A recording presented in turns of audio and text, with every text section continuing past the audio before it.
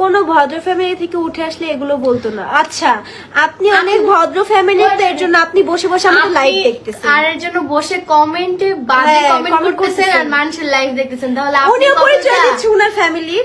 আপনি কতটা ভালো ভদ্র ফ্যামিলি যে মানুষের লাইভ দেখে বাজে কথা বলতেছেন। তোমাদের শুধু বাজে কথা না, তোমাদের তিনটারে বাজে ভাবে চুদা দরকার। নিঃসন্দেহে তুই ঠিক কথা বলেছিস। নিজের পায়ে ইনকাম করা শিখছে, ঠিক আছে? ক্লাস 9 এর থেকে 1 লাখ টাকা ইনকাম করে কে ভাই? কে 1 লাখ টাকা ইনকাম করে? কে আমাকে দেখাও তো। দেখতেছো কি? ওরা বাড়িতে শুবাও, এই আনন্দ করো, এই ফুর্তি করো, বাড়িতে শুবাও। আপনার মেয়ে যে ডিজিটাল দেহ ব্যবসা করে 1 লাখ টাকা ইনকাম করে, এরকম আরো অনেক মেয়ে আছে যারা আবাসিক হোটেলে যায় দেহ ব্যবসা করে মাসে 10 লাখ টাকাও ইনকাম করে।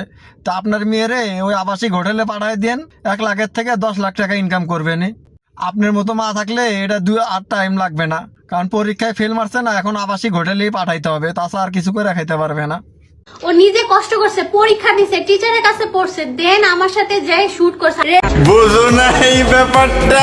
আর পড়াশোনায় কি কষ্ট করছে এটা তো দেখেই বোঝা যাচ্ছে, রেজাল্টে দুইটাই ফেল মারছে, সবগুলাই তো লাড্ডু পাইছে। এটা নিয়ে আবার বড় বড় কথা বলতেছেন, এই কথাটা এরকম হইলো না যে চোরের মায়ের বড় গলা। মেরে দিয়ে দেহ ব্যবসা করে খান, তা আন্টি একটা কাজ করেন, এরকম অনলাইনে অনেক পোলাপান আছে, এটির লগে যোগাযোগ করেন, মাসে 1 লাখ না 5 লাখ টাকা ইনকাম করতে পারবে। কষ্টও কম হবে, বেশি না, শুধু 1 রাত করে একজনের সাথে থাকতে হবে। যাই হোক না কেন, ঠিক আছে, অনেকে তো গ্রাজুয়েশন কমপ্লিট করেও চাকরি পাচ্ছেন। ये सब क्या देखना पड़ रहा है? अच्छा है मैं अंधा हूँ। অনেকে গ্রাজুয়েশন কমপ্লিট করে চাকরি পাচ্ছে না, ওরা তোর মতো দেহ ব্যবসা করে খায় না, বুঝছ নাই? তোর মা যেরকম দেহ ব্যবসা আগে করছে, এখন তুই দেহ ব্যবসা করতেছস।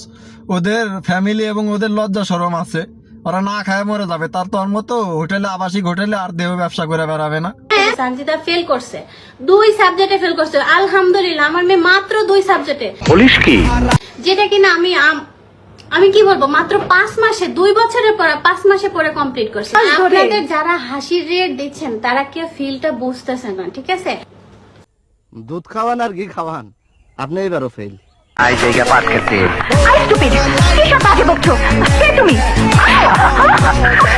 তোমার টিলার গাইডে।